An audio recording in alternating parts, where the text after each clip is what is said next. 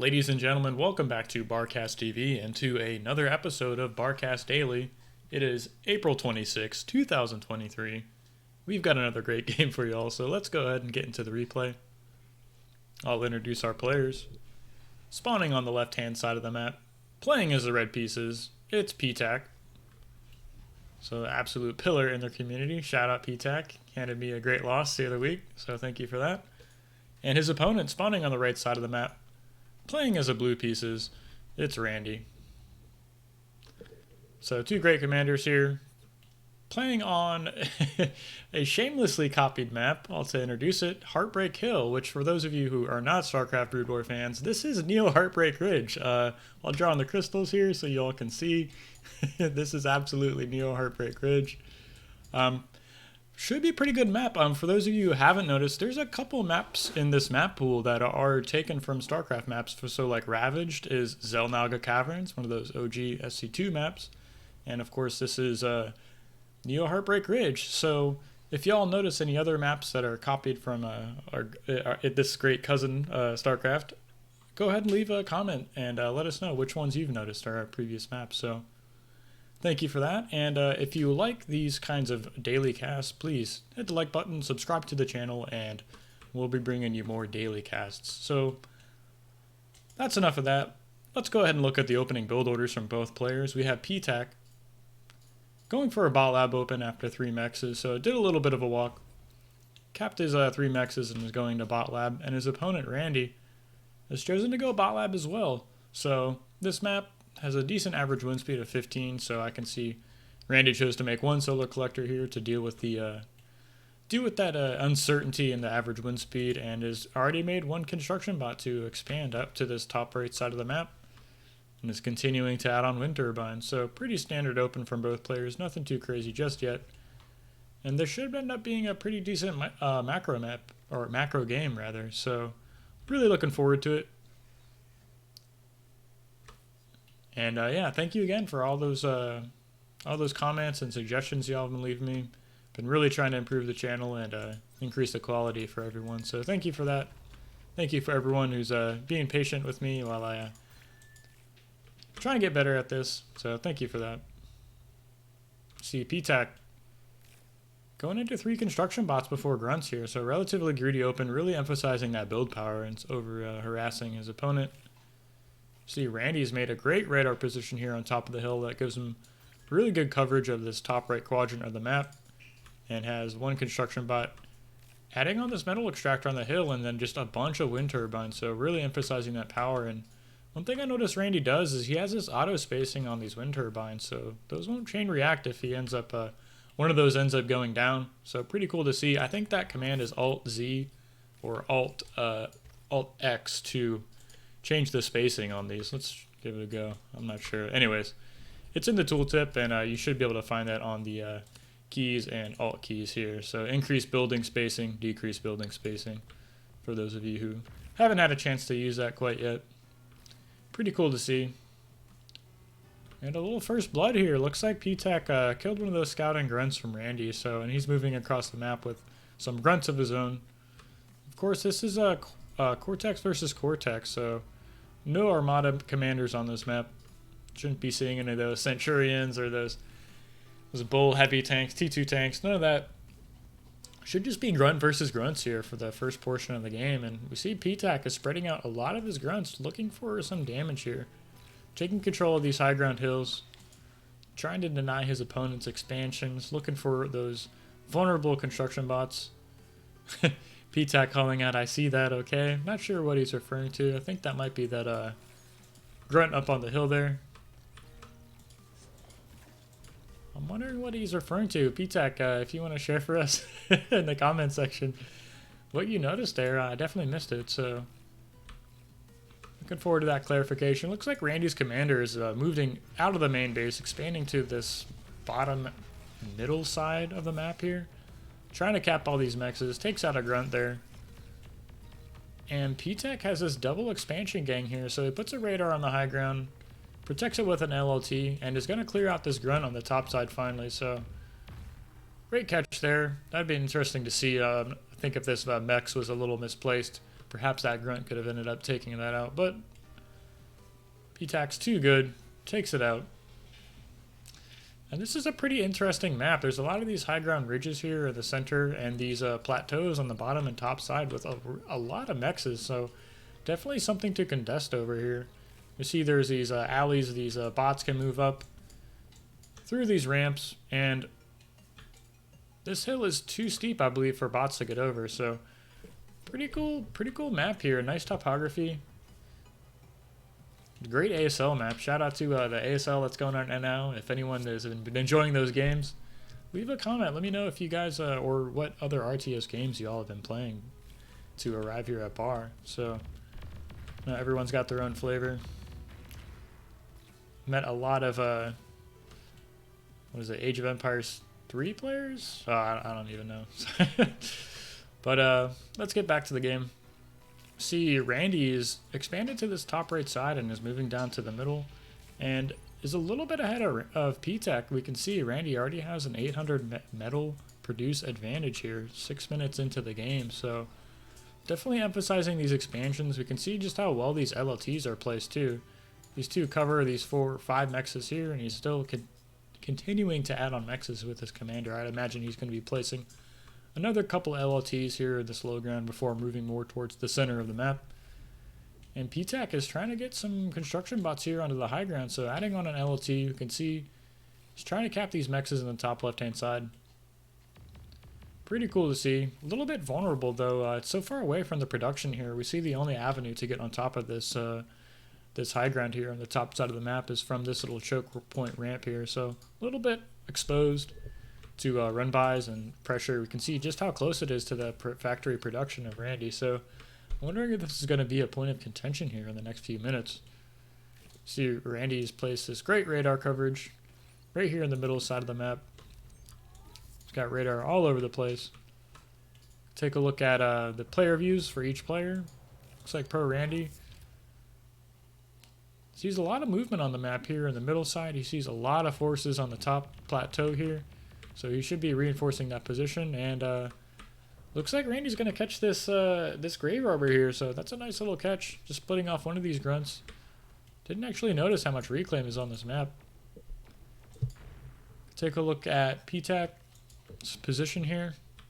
Expanding to this bottom side, it looks like this construction bot is going to be dealt with by a single grunt here, so that's a really nice catch.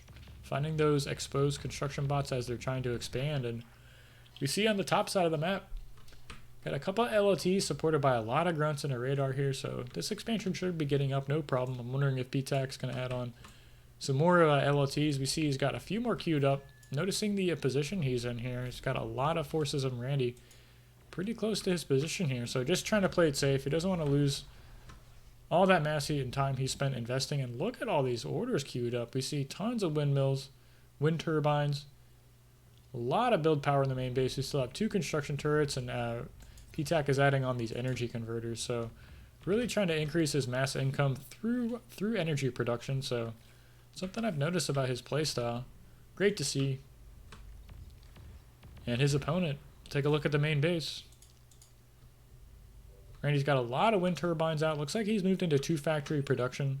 Already has 4 construction turrets up and a single energy storage. So really using these energy storage to kind of protect the economy on these lower wind speed maps that have a higher risk. We see the risk of the wind speed dropping below 6. If you hover over this little icon in the top, it'll show you a lot of information about the current wind speed. A couple tool tips about when to make solar collectors for which respective race. So great information in this UI. Take a look at the statistics again. Randy is up by about 3k metal produced so far, so really using that commander to his advantage. We see how much of the map he was able to secure with his commander. This entire middle right side of the map, he's expanded with his commander, adding on radars, LLTs, and is still just kind of naked expanding with his commander. We're pretty far into the game, so it's fairly vulnerable to like a lot of pressure here. I mean, we all know how paper thin these commanders can be at certain points in the game, and curious to know what this grave robber was used for. There's only really energy on this map. I think that metal is just from units that were already killed. So looks like that's finally going to go down. Even a little 66 metal wreckage behind. And nothing, no major engagements quite yet. Both players just content with trying to secure their side of the map. See, PtaQ has got so much build power in the main base and is moving into a aircraft plant, so already making a Hercules air transport. Curious to know if he's going to be going into bombers or what, but he does not have any other land factories. I don't see, it looks like he reclaimed his initial factory here and is just sitting on this one aircraft plant and is stalling a lot of mass right now. Minus 68 in the bank, so just has 20 mass income compared to his opponent's 45.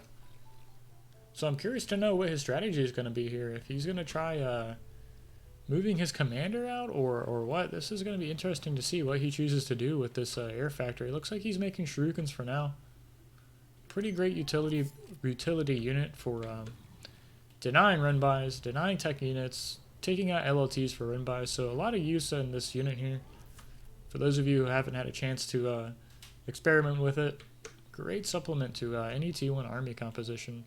Really forces your opponent to make a lot of static defense, incorporate some anti-air units into his army, and can really slow down pushes before you're able to add on those units into your army composition. Look at this ramp. I believe that before vehicles can get up onto this plateau, so pretty cool to see. Looks like PtaQ is stepping up. He wants to protect this this plateau here that he actually uses air transport to move his commander to that high ground. So really threatening both sides of the map. We see PtaQ has controlled this top side of the board here. See, securing the bottom side here. And Randy is moving past the middle line of this board, so he's got a lot of this already locked up. I'm sure he's going to be really emphasizing the production here in a minute, and looks like PtaQ is getting ready for a fight here. He's grouped up his shurikens, grouped up his grunts here, and should be trying to take an engagement. Take a look at Pro Randy's point of view. How is he going to react to these shurikens showing up? He's moving his commander back. And this is a really dangerous situation. That is a lot of grunts taken out of the fight here. So many of them paralyzed to these shurikens. An entire army has been paralyzed, so PtaQ's going to roll in with these grunts here. I'm wondering how effective this is going to be. Taking out a lot of units. Did all those shurikens go down? What happened to those shurikens? I'm not sure what actually was shooting at those. I know these LLTs can hit them, but I'm surprised to see they would go down that fast. Unless these grunts can shoot those shurikens. Not too sure. Just still have this one factory production. Looks like PtaQ reclaimed that aircraft plant. He's moved into this vehicle plant here and is assisting it with a lot of construction turrets. So many wind turbines going up in the main base. Yeah, PtaQ sitting at about 1.3 power income per tick compared to his opponents. And taking a look back at the statistics here, see Randy's up by 5k metal produced, so it's going to be a tall order to push him out of the middle of the map. We see he's already securing this middle high ground here with a lot of LLTs. He's got his own medium tanks moving up to this high ground position here, so he's going to be pressuring his opponent's main base shortly enough, and have a lot of grunts on the south side of the map, rolling over these grunts here in the middle. So really threatening this south middle expansion here, and this commander. And PtaQ senses the danger, so he's gonna evacuate that commander with this Hercules air transport, and leave that southernmost expansion pretty vulnerable to all these grunts. 4 LLTs is not enough to vie with against these 24 grunts. So looks like PtaQ wants to finish this one LLT here, and I'd imagine he might end up fighting with this commander. He's got to hold on to this location here, so he's going to finish capping that mix and possibly adding on more LLTs in that bottom left-hand corner of the map. Not too much action just yet, and we see Randy's moved into an air factory of his own, so he's already got one bomber out on the map. He's got one scout moving ahead of it, so he's going to try and find where the vulnerable spot is, where's the most damage, and there's more than one bomber. I see 5 making their way across to PtaQ's side of the map. We'll take a look and see what build orders, or sorry, attack orders he's going to be using here. And let's take a look at how much damage this gets done. This is a huge bombing run, so taking out three of those wind turbine farms. So great damage there, knocking PtaQ down to about 800 income per tick. And he's not done. He was able to escape with 3 of these bombers. So are they going to get another pass off? See, one goes down, takes out 3 more of these wind turbine forms. So that was some great damage. Just 5 bombers taking out so much of the eco at PtaQ, but nearly knocking it in half. And of course, that's going to knock out these energy converters and turn those offline. Looks like PtaQ's cloaked his commander. It's sitting there. I think that drains 100 mass per tick. Or sorry, 100 energy per tick while it's stationary. And still, these bombers are taking out more of these wind turbines here. So, great damage so far. Looks like Randy's continuing to add on some fighters here, just using those to patrol the skies, trying to deny any kind of counter damage. Counter air from any shurikens that still might be on the field, and he's just got a lot of production, so much build power in the main base, spitting out these brute tanks and grunts. And he's going to be going for an attack, so he's parked a lot of these brutes, so many of them, 26 medium tanks here on the high ground. And he should be threatening the main base. This is a really large T1 army. It looks like 26 tanks, 51 grunts, and yeah, he's issued an order. He's moving into the main base right now. Looks like PtaQ's commander is in the line of fire right now. He needs to pull that back. Too much of a Tech 1 army, and this is a huge push right here. So many units. Rolling into PtaQ's base. Fires off a D-gun, takes out some grunts, continuing to retreat, and this is a lot of medium tanks. You can't stop this with this army here, so ends up cloaking his commander, but he doesn't have enough power to keep that hidden, and there goes a commander. So Randy calls GG. Pretty nice victory here, and thank you all for watching another episode of Barcast Daily.